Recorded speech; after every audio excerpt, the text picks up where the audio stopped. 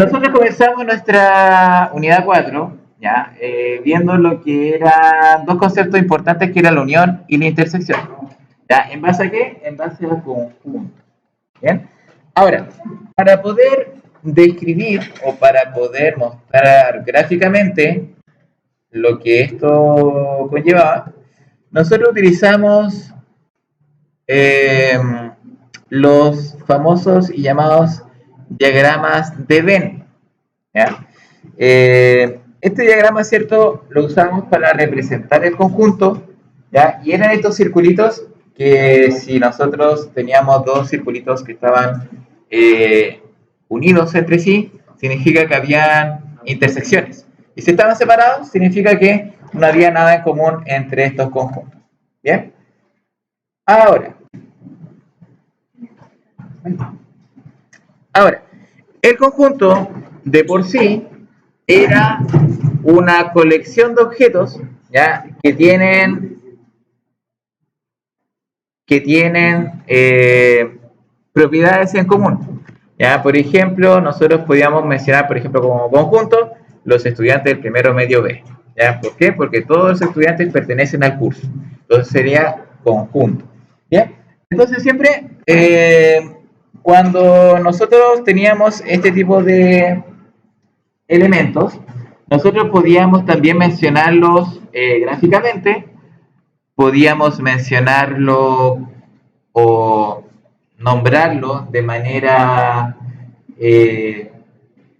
por extensión o por comprensión. ¿Ya? Por comprensión, es decir, los estudiantes del primero medio B. Eso sería por comprensión, porque yo estoy describiendo cómo es el conjunto. Ahora, si yo lo quisiera considerar como extensión, en extensión yo tengo que nombrarlos a cada uno de ustedes. Por ejemplo, ahí yo tendría que decir la María Fernanda, el Nicolás, el Amaro, ¿cierto? El Diego. Sí, ¿ya? Entonces, si yo los nombro a cada uno de ustedes, significa que lo estoy dando por extensión. ¿Ya? Si yo doy una cualidad del conjunto, eso es por comprensión. ¿Ya? Entonces, claro, nosotros podemos decir los números pares entre el 1 y el 10, o podemos también decir 2, 4, 6, 8, ¿cierto? Porque son los números pares entre 1 y 10. ¿Ya? Entonces podemos dar dos formas de cómo nombrar este conjunto. ¿Ya? Ahora, muchos dicen, no sé, el conjunto de los naturales, o 1, 2, 3, 4, 5, 6, 7, infinito. ¿Ya? Entonces hay dos maneras de nombrar estos conjuntos, cómo se representan por diagramas de Venn. ¿Bien? Ahora, a esto nosotros teníamos que destacar qué pasaba con la unión y la intersección. ¿Ya? La unión siempre era considerando lo que había en un conjunto más lo que había otro conjunto. ¿Bien? Ahora, iba a depender mucho si es que lo que yo estaba considerando tenía eh, elementos en común o no tenían elementos en común. ¿Ya? Ahora, para esto, nosotros teníamos que considerar el espacio muestral de cada uno de los conjuntos. ¿Ya? Recuerden que el espacio muestral de los conjuntos era la cantidad de conjuntos que poseía. Bien, ahora, cuando nosotros teníamos esta, eh, a ver, por así decirlo, nosotros realizamos experimentos como por ejemplo lanzar una moneda. Nosotros teníamos espacios muestrales que eran la cantidad total de posibilidades que yo tenía, por ejemplo, cara o sello. Si yo lanzaba dos monedas, ahora mi espacio muestral se expandía, ¿cierto? Por cara, sello, sello, sello. ¿Ya? Entonces cada vez, ¿cierto? Tenía que ir nombrando todos los elementos y tenerlo como un conjunto, ¿cierto? Un conjunto de espacio muestral. Ahora, si yo tenía que, si yo tenía, por ejemplo, si yo tenía dos experimentos que eran totalmente uno aparte del otro, por ejemplo, lanzar una moneda y lanzar un dado. Son cosas totalmente distintas. ¿Ya? En la moneda tenía cara sello, en el dado tenía 1, 2, 3, 4, 5, 6. Por lo tanto, no había una intersección entre ellos, eran disjuntos, ¿ya? Eran independientes entre sí. ¿Ya? Ahora, para poder calcular, ¿cierto?, esa probabilidad, simplemente calculaba la probabilidad del primer evento más la probabilidad del segundo. ¿Ya? Ahora, la probabilidad, recordemos, ¿cierto?, que se calculaba mediante la regla de Laplace. La regla de Laplace, ¿cierto?, indicaba que yo tenía que dividir la cantidad de, de casos favorables dividido en la cantidad total de casos. Por ejemplo, si yo lanzo un dado y que caiga en el número 3, la cantidad de casos favorables es 1 de un total de 6. Entonces la probabilidad era un sexto. ¿Bien? Y así mismo yo podía ir definiendo eventos y ir determinando, ¿cierto?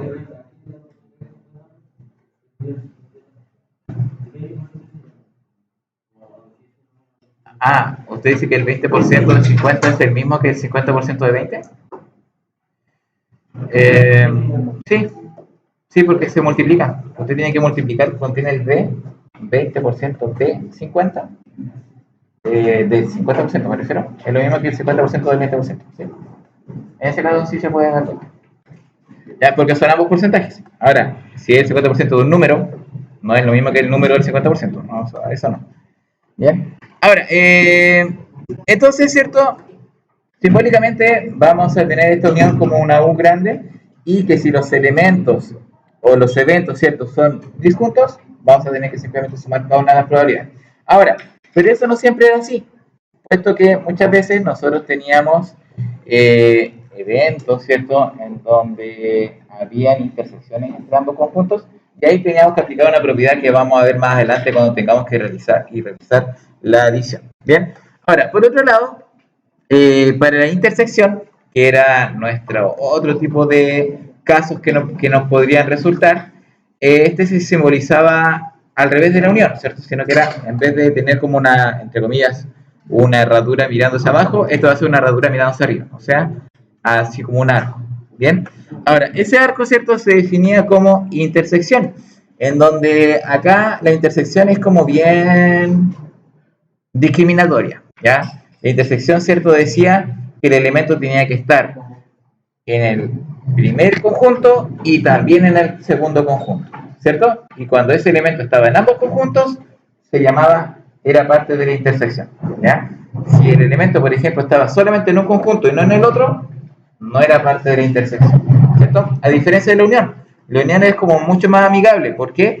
Porque tomaba los del A, los del B, los que se repetían, ¿cierto? Era como más...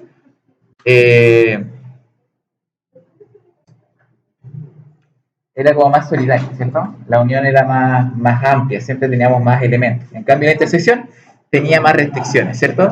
Tenía que estar en el primero, tenía que estar en el segundo, y cuando tenía tres conjuntos, tenía que estar en los tres. O sea, con mayor razón, ¿cierto? Había mucha más restricción en ese sentido. Bien, ahora, existían dos conjuntos también que nosotros teníamos que considerar siempre, porque bueno, obviamente es parte como del espacio muestral, que era el conjunto universo que estaba representado por todos los elementos, ¿cierto?, que había en la situación, y por otro lado teníamos el conjunto vacío, que era aquel que no tenía elementos, ¿ya? Y se representaba también, ¿cierto?, como por un cero y un slash, ¿cierto?, que era lo que estaba representando esa situación. Bien.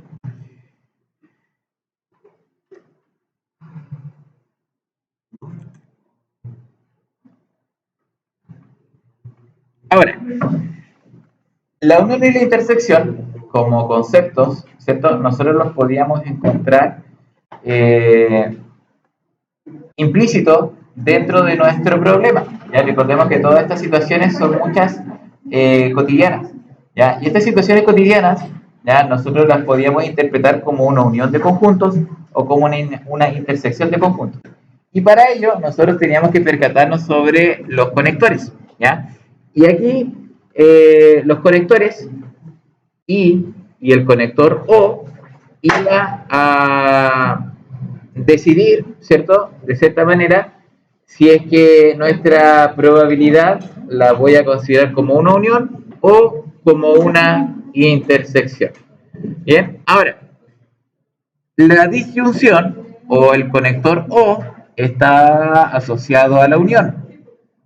Y por otro lado, la intersección estaba asociada con la letra Y, ¿ya?, que era conjunción. ¿Bien? Entonces, En nuestro problema, por lo general, en la pregunta de nuestro problema, ¿cierto? Se nos iba a hacer hincapié si es que tenemos que unir o intersectar, dependiendo si estaba la I o si estaba la O. Ahora, después de haber visto todo este sistema de los conjuntos, el diagrama de Venn y todo este concepto de unión e intersección, nosotros comenzamos a ver lo que eran las propiedades, ¿cierto? Las reglas de la probabilidad. ¿Bien? Y la primera que nosotros estuvimos viendo era la regla de la adición, o sea, cómo yo puedo sumar probabilidades. ¿Bien? Y para sumar las probabilidades, nosotros íbamos a tener que considerar dos casos. ¿Ya? El primer caso era cuando yo tenía que ir sumando probabilidades en las cuales eran independientes entre sí, o probabilidades en donde había dependencia una de la otra. ¿Bien? En el primer caso, cuando teníamos una probabilidad donde decíamos que los eventos son disjuntos, o sea, están separados entre sí, simplemente sumábamos la probabilidad de que ocurriera el primer caso más la probabilidad de que ocurriera el segundo caso. ¿Ya? Esa era simplemente la suma de las probabilidades. Pero cuando nosotros teníamos eventos disjuntos, o sea, perdón, cuando teníamos elementos, cuando no eran disjuntos, significa que habían elementos en común. En ese caso, yo tenía que sumar la probabilidad del primero, sumar la probabilidad del segundo y restar la intersección. ¿Bien? Ahora, nosotros nos quedamos siempre con nuestro segundo concepto, ¿ya? Que era la propiedad, ¿cierto?, que aparece acá, que era la probabilidad de A más la de B menos la intersección. ¿Por qué? Porque nosotros cuando tenemos un problema en sí, nosotros no nos vamos a fijar primero que todo si es que hay una intersección o no, ¿ya? Sino que simplemente nosotros vamos a calcular la probabilidad de cada uno y en el caso de que haya intersección, la restamos. Y si no hay intersección, es como restar cero. Entonces, ¿para qué me voy a aprender dos propiedades siempre y cuando me puedo aprender una? ¿Sí? Es mucho más sencillo. Entonces, simplemente me puedo aprender la probabilidad de A unión B como la suma de A más B menos la intersección. Y ya con eso, si hay intersección cero, se le resta cero. O sea, no hay mayor dificultad. Ahora, esas probabilidades, ¿cierto?, en donde tenemos que restar la intersección, son siempre bien fáciles de considerar. Como por ejemplo nosotros los vimos en nuestros ejemplos donde veíamos problemas con mazos de cartas, en donde por ejemplo una pinta y un número podían estar en ambos conjuntos, ¿cierto? Por ejemplo acá teníamos el conjunto de todas las cartas que tenían monos, ¿ya? Y teníamos el conjunto, por ejemplo, de todos los corazones. Entonces ahí podíamos identificar claramente que habían tres cartas que estaban en el conjunto de los monos y además en el conjunto de los corazones. Y eso nosotros lo denominábamos intersección, ¿cierto? Entonces estos elementos teníamos que restarlo al final porque lo estoy sumando cuando sumo los azules y después lo estoy sumando cuando sumo los verdes, entonces lo estoy sumando dos veces. Entonces para que no quede repetido, ¿cierto? Teníamos que restar una vez y así nosotros podíamos considerar la suma de estas probabilidades. Bien, ahora, bueno, igual, como dato curioso, cuando teníamos ciertos diagramas de árboles, cada uno de los caminos que nosotros podíamos tener en un diagrama de árbol son sucesos totalmente independientes entre sí. Por lo tanto, eso significa que yo puedo sumar cada una de las probabilidades totales y la suma total me va a dar 1. ¿Ya? Entonces, ahí en ese caso no tengo que estar restando la intersección, simplemente es sumar, sumar, sumar, sumar, sumar. Bien, a ver, en el caso de los diagramas de árbol, ¿cierto? Acá dice, cuando el experimento aleatorio se puede representar mediante un diagrama de árbol, cada resultado representado por las ramas distintas es un evento disjunto de los demás. Por lo tanto, las probabilidades de la unión de los eventos de cada rama es la suma de las probabilidades de cada uno. Bien. Ahora, bueno, también nosotros sabíamos que nuestros problemas los podíamos nombrar de varias maneras, ya mediante porcentajes, mediante números decimales, mediante fracciones, y todas ellas eran sinónimos, ya que a todas representaban una probabilidad, ya. Y acá dice que, bueno, muchas veces, cierto, estar trabajando por ejemplo, con la multiplicación de porcentajes especialmente, no nos facilita mucho a la hora de poder realizar buenos cálculos. ¿Ya? Con la suma y la resta no hay problema, que sumar porcentaje, restar porcentaje no nos ayudamos, pero a la hora de multiplicar siempre se nos genera un problema. Entonces acá, ¿cierto? Aparece aquí en un cuadradito chiquitito que el valor porcentual se puede expresar como un decimal que corresponde al valor porcentual dividido en 100. Por ejemplo, el 15% es 0,15, el 30% 0,3. Puede ser 0,30 o 0,3, la verdad es que es igual. Recordemos que ese 0 que está al final no se cuenta, pero para que quede más cómodo pueden perfectamente escribir, por ejemplo, el 50%, 0,50. No hay ningún problema en que lo dejen así. Bien, ahora, luego vimos hartos ejemplos, y después nos saltamos a la multiplicación.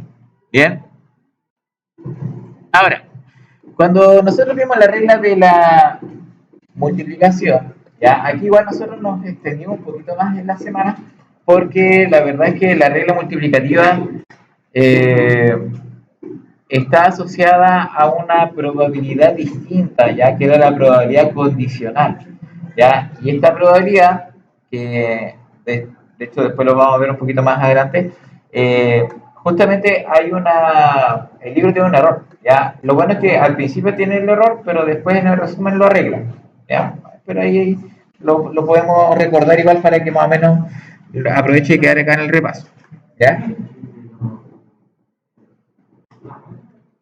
Error humano, tiene la razón. ¿Ya? Lo importante es que nos podemos dar cuenta y no seguirlo. Sí, especialmente en los libros de ejercicio hay muchos errores en la respuesta. ¿Ya? Muchos, muchos. Bien, ahora, cuando nosotros teníamos la regla multiplicativa está asociada a la intersección, ¿ya? A este concepto I, ¿ya? Ahora, también decíamos que cuando los eventos eran independientes entre sí, y yo tenía que calcular la multiplicación, por ejemplo, imagínense la probabilidad de que al lanzar una moneda salga cara y al lanzar un dado salga el 3. Entonces tengo cara y 3. Entonces esa probabilidad está asociada con la multiplicación y además como era I, era la intersección. Bien, ahora, como los eventos eran independientes, ¿cierto? Un dado con una moneda, simplemente el resultado de esa intersección era multiplicar, por ejemplo, el sacar una cara, que era un medio, por un sexto, que era lanzar un dado. Por lo tanto, ¿cierto? Simplemente nosotros podíamos multiplicar un medio por un sexto y teníamos, ¿cierto?, nuestra probabilidad. Eso siempre se daba cuando teníamos eventos independientes. Por ejemplo, incluso cuando yo lanzo dos monedas, si yo lanzo la primera, no va a depender el resultado de la segunda, porque en realidad son sucesos totalmente aparte. O sea, no porque yo saque cara significa que pueda salir cara de nuevo. Puede salir perfectamente sello. ¿Ya?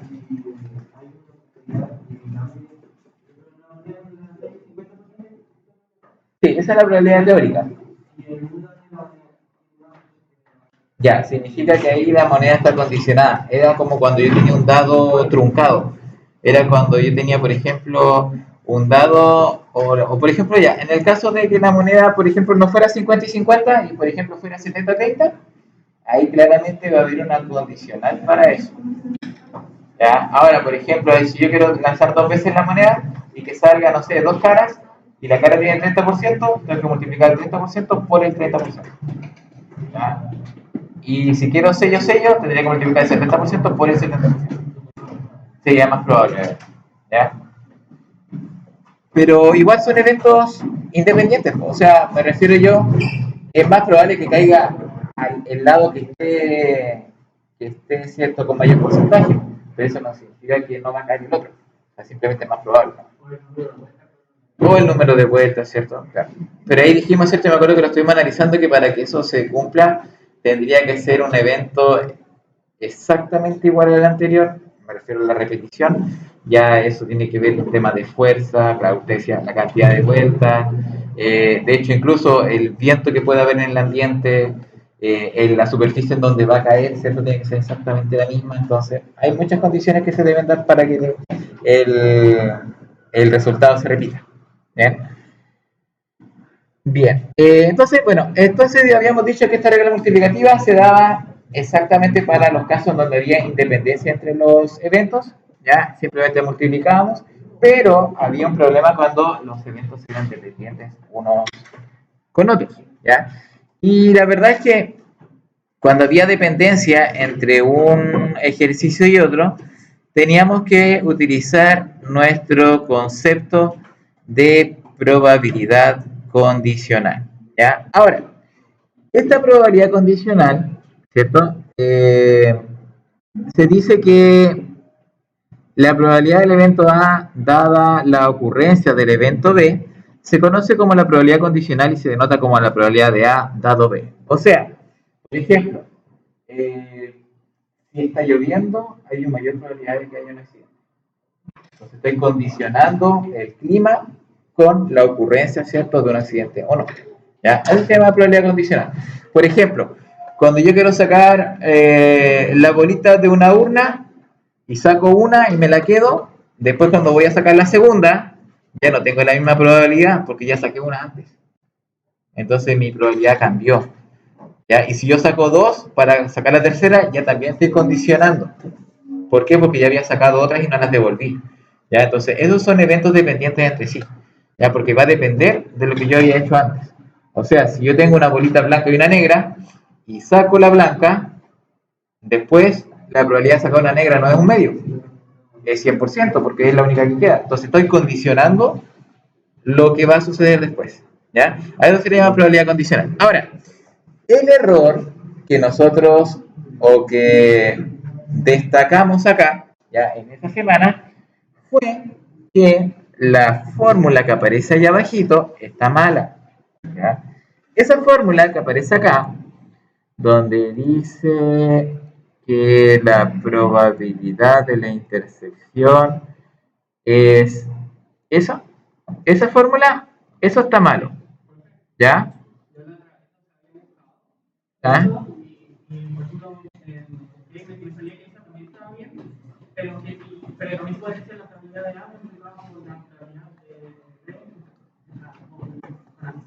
Sí, es que lo que pasa es que la condición es la que se multiplica. Por ejemplo, como es A dado B, la debes multiplicar por la probabilidad de B. ¿Ya? Ahora, lo bueno es que, bueno, hay error acá, pero después de eso, todas las probabilidades que se calculan están bien calculadas. ¿Ya? Ahora, yo te voy a explicar por qué.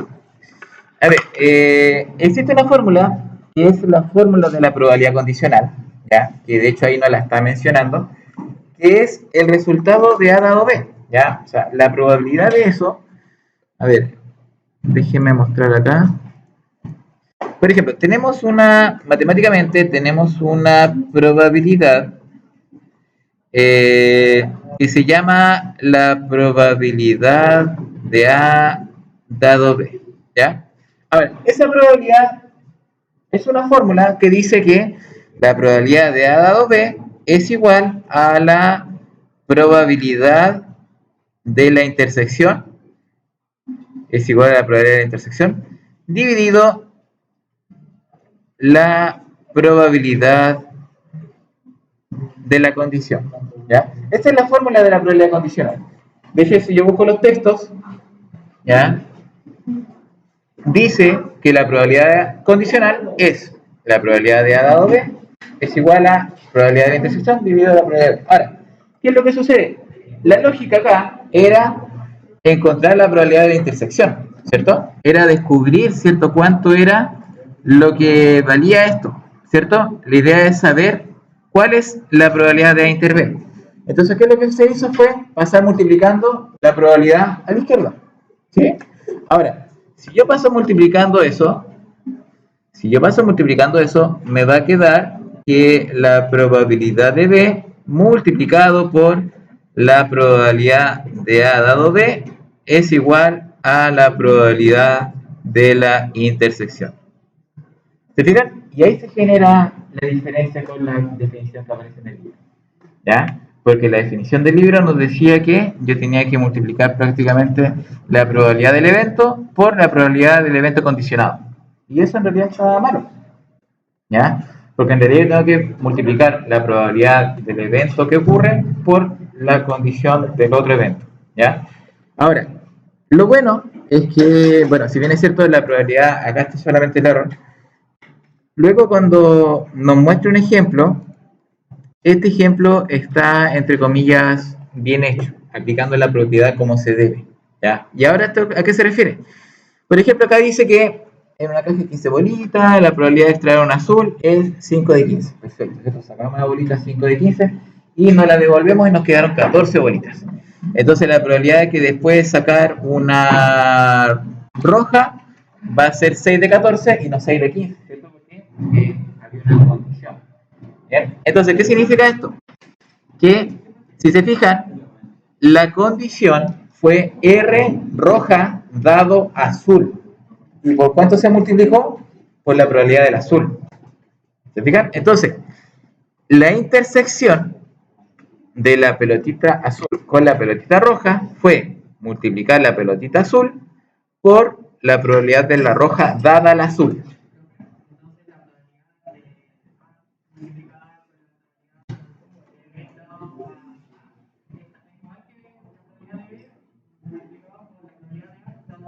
B, sí, sí. Entonces, ¿en qué nos tenemos que fijar nosotros?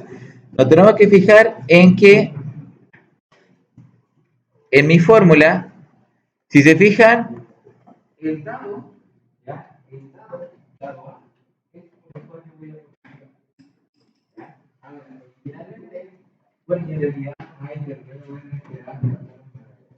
pero acá, lo que nos tenemos que fijar es que por lo cual yo voy a multiplicar es la condición.